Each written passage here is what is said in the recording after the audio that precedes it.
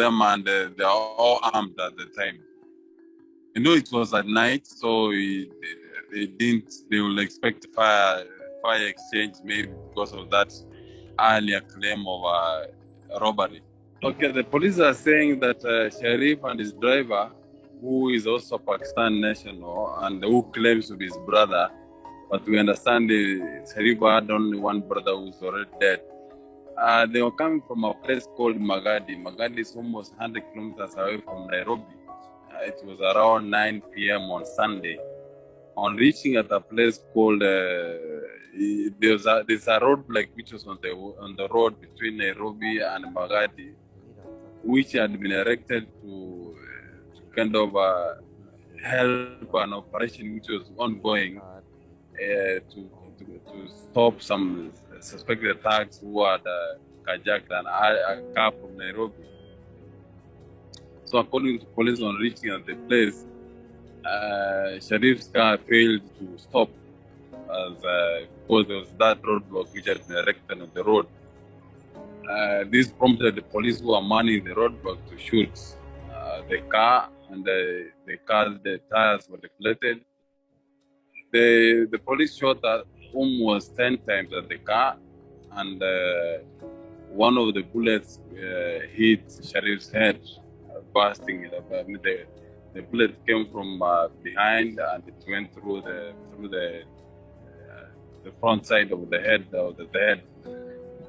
The brother drove the car to a homestead owned by a Pakistan national in the same area in efforts to kind of administer first aid on him, but they found he had died.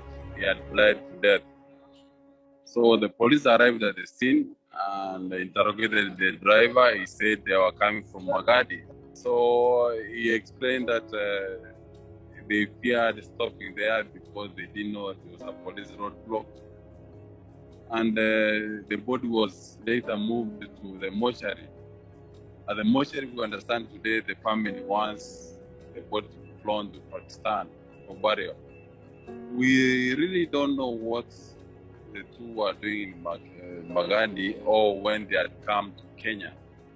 But we understand Sharif was working with some local journalists to investigate on some issues of corruption here and there in Kenya, Pakistan, London, and all the sort of the issue. But we don't think or don't know whether the shooting was linked to the investigation they were doing.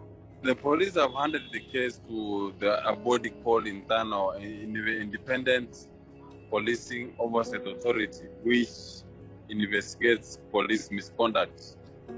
I mean, because the police are arguing that the case was a mistaken identity, now the body will investigate to establish if the police were overzealous or they were trigger happy in their shooting, and then they will take action. The ones they can charge them with will be misuse of firearm, because the police can say that it is not murder because they didn't know the guys, so they were just told these were suspected thugs, and maybe the mistake was to open fire without following the due process or following due precautions. Here in Kenya, just like in the US, we usually see media reports in the US. If police stop you and you fail to stop, there's a likelihood you'll be shot. So it's advisable that if you are stopped and you have seen the signal of stopping, just stop. It won't cause you much harm. There have been cases where police have shot and killed people, motorists, or injured them in such incidents. But the best thing they could have taken was to take the number plates or circulate and say that somebody was breached a roadblock here, so that they can alert the guys on the other side to stop them. But now we just wait and see what the investigation will come up with. Magadi is a place where Kenya extracts soda ash.